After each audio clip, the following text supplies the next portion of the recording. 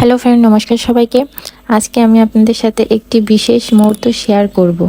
যাই হোক, আজকে কিন্তু বৃহস্পতিবার ছিল। আমি বৃহস্পতিবারে যেহেতু মা লক্ষ্মীর ব্রত করি, আর আমি সকালেই মা লক্ষ্মীর ব্রত করি, তাই সকালে ঘুম থেকে উঠে আগে স্নান টান করে মা লক্ষ্মীর ব্রত শেষ করলাম, ঠাকুরঘরের পুজো দিয়ে দিয়ে শেষ করলাম। কারণ আসলে বৃহস্পতিবারে আমি প্রত্যেক বৃহস্পতিবারই মা লক্ষ্মীর ব্রত করি। ঠিক সেভাবে পুজো টুজো শেষ করে আমি বেরিয়ে পড়লাম পার্লারের উদ্দেশ্যে। কারণ আজকে আমার একটা পার্লারে মেকআপের ভিডিও ছিল। কারণ এটা বৌদি আমাকে দিয়ে প্রমোশনাল ভিডিও তৈরি করে, এই জন্য তার পার্লার থেকে আমি আজকে একটি পার্টির লুক আপনাদের সাথে শেয়ার করব। আসলে 60 সেকেন্ডের ভিডিওর জন্য আসলে এই যে 5-6 ঘন্টা কষ্ট করতে, এটা আসলে হয়তো বা কেউ ওইভাবে বোঝে না। যারা এইভাবে মেকআপের ভিডিও করে প্রফেশনালভাবে, তারাই আসলে জানে যে আসলে 1-2 মিনিটের ভিডিওর জন্য কত কষ্ট করতে হয়। সারাদিন এভাবে মেকআপ নিতে হয়।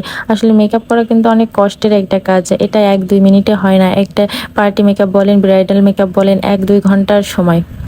শুধু মেকআপই না, কিন্তু এরপরে শাড়ি পরতে হয়, চুল ঠিকঠাক করতে হয়, মানে চুলের স্টাইল করতে হয়। এগুলো করতে অনেক সময়ের ব্যাপার।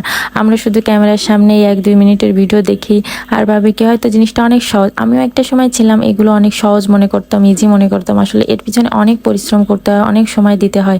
আসলে কোনো জিনিসই আপনার পরিশ্রম ছাড়াই হয় না। এখন বুঝতে পারি, যখন আমি এই জগতে আসছি, এই নিয়ে কাজ শুরু করছি, এখন বুঝি যে আসলে একটা মডেলের বা একটা ক্রিয়েটারের কত কষ্ট করা লাগে। এক একটা শ্যুটের পিছনে তাদের কত পরিশ্রম দেওয়া লাগে, শুধু শারীরিক না। আর যাদের তো বাচ্চা ছোট আছে, তাদের কথা তো আর নাই বললাম।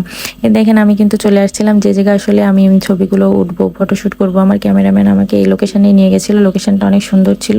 আর তারপর এক একটা শটের জন্য কিন্তু একবার দিলে হয় না, 10-12বারও দেওয়া লাগে এক একটা শট। যতক্ষণ না আপনার ক্যামেরাম্যানের মনের মতো হবে, ততক্ষণ সে পোজ দিতেই বলবে। আর এখানে আসলে অনেক কষ্টের ব্যাপার হয়। অনেক সময় তার মনের মতো পোজ না দিতে পারলে বারবার দেওয়া লাগে। আর যেহেতু আমি নতুন আর্টিস্ট ছিলাম, এই জন্য আমার একটু বেশি ভুল ত্রুটি হচ্ছিলো। আমি ওইভাবে পারছিলাম না। তারপরে আমার ক্যামেরাম্যান খুবই ভালো ছিল। উনি আমাকে বারবারই দেখাচ্ছিল যে আমি কিভাবে দাঁড়াবো, কিভাবে বসবো, কিভাবে হাঁটবো। যাই হোক, এই করতে করতে যাই হোক, আমি মোটামুটি কাজটা সুন্দর করেছি। আপনারা আশীর্বাদ করবেন সামনের জন্য আরও ভালো কাজ করতে পারি। যারা ক্যামেরার সামনে কাজ করে বা যারা নতুন আর্টিস্ট হয়, তারাই জানে যে আসলে প্রথমে ক্যামেরার সামনে কাজ করতে গেলে ভিতরে কতটা জড়তা বা ভয় কাজ করে। আসলে এগুলো আমরা যারা ক্যামেরার বাইরে কাজ করি না, এগুলো তারা কিন্তু বুঝতে পারে না যে আসলে এই বিষয়গুলো কত কঠিন হয়। অনেকে মনে করে যে কি এমন কঠিন কাজ, ক্যামেরা অন করবে, সামনে দিয়ে হাঁটবো, চলবো, কথা বলবো। আসলে আমিও একটা সময় এরকম মনে করতাম, কিন্তু যখন নিজে এই কাজে যাই, তখনই বুঝতে পারি আসলে কতটা ভয় লাগে। তারপরে কি হয়, অচেনা মানুষের সামনে, অচেনা মানুষের সাথে কাজ করতে গেলে একটু বিশেষ, মানে একটু বেশি বেশি জড়তা লাগে। যাই হোক, আমার ক্যামেরাম্যান অনেক ভালো ছিল, আমাকে অনেকভাবে হেল্প করতেছিল, আমার মনে অনেক সাহস দিচ্ছিল।